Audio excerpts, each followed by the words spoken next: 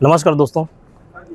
हाल फिलहाल में मैंने एक वीडियो डाला और पहला प्रयास ये था कि आप लोगों की प्रतिक्रिया मैं देख सकूं और आप लोगों का भरसक सहयोग मिला, कमेंट बॉक्स में देखने को मिला, पढ़ने को मिला, जानने को मिला। देखिए, कुछ बातों को मैं स्पष्ट कर देना चाहता हूं। हमारी लड़ाई सिर्फ एक एग्ज़ाम के लिए नहीं है कि एडीओ परीक्षा में मैं बाहर हो गया, मेरा रिज़ल्ट नहीं आ पाया, मैं कुछ मार्क्स से फेल हो गया। हमारी लड़ाई पूरी सिस्टम से होगी।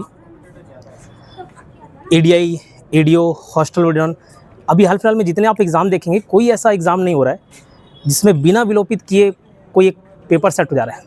100 क्वेश्चन है, 100 क्वेश्चन सही तरीके से सेट नहीं किया जा रहा है और इससे इफेक्ट उन लोग हो रहे हैं जो वाकई में अच्छे पढ़ने वाले स्टूडेंट हैं।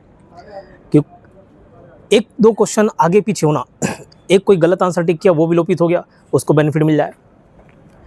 जो आंसर पहले सही टिक किया है, अगर उसके फेवर में आंसर नहीं हो तो पहले जो प्लस में जा रहा था मार्क्स, अब वो डाउन हो जाए।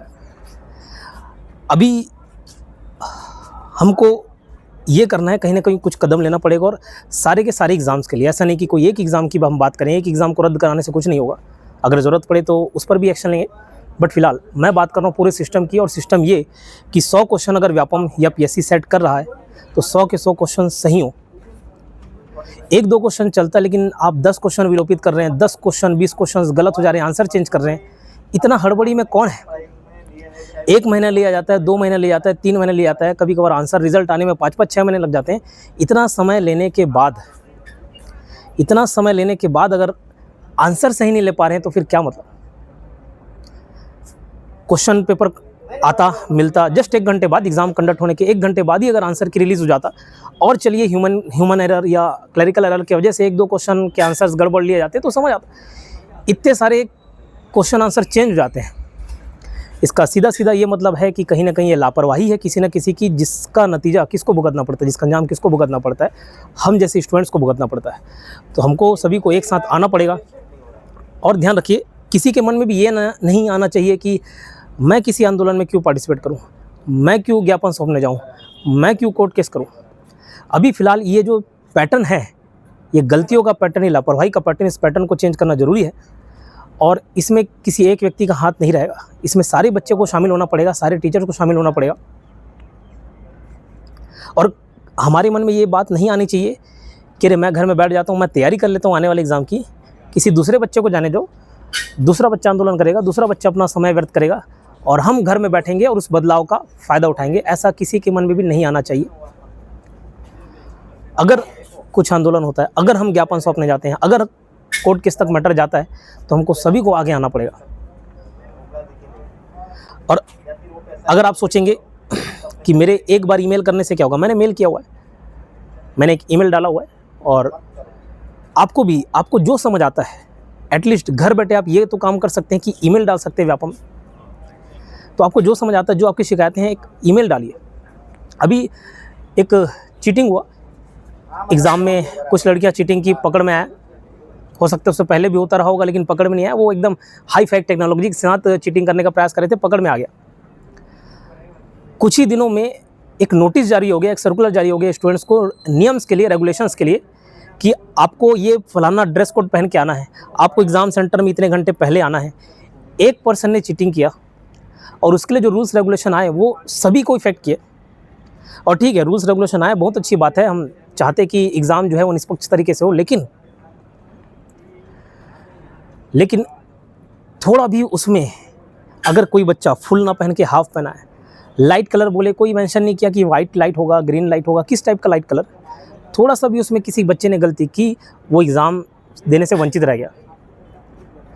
तो हम चाहते हैं ऐसा कोई सिस्टम व्यापम पीएससी भी लेकर आए कि अगर 4-5 क्वेश्चन से ज़्यादा विलोपित हो, या क्वेश्चन के आंसर चेंज हो, या गलत हो, या प्रिंटिंग मिस्टेक हो, तो फिर वो एग्ज़ाम नहीं होना चाहिए। लेकिन हमें मालूम है कि कोई भी एग्ज़ाम रिपीट क्यों नहीं होता, क्योंकि उसमें इतने खर्चे हो जाते हैं, इतने पैसे। अब स्टूडेंट वापस फीस तो भरेगा नहीं, एग्ज़ाम फीस, और एग्ज़ाम कंडक्ट कराने के लिए करोड़ों रुपए लगते हैं।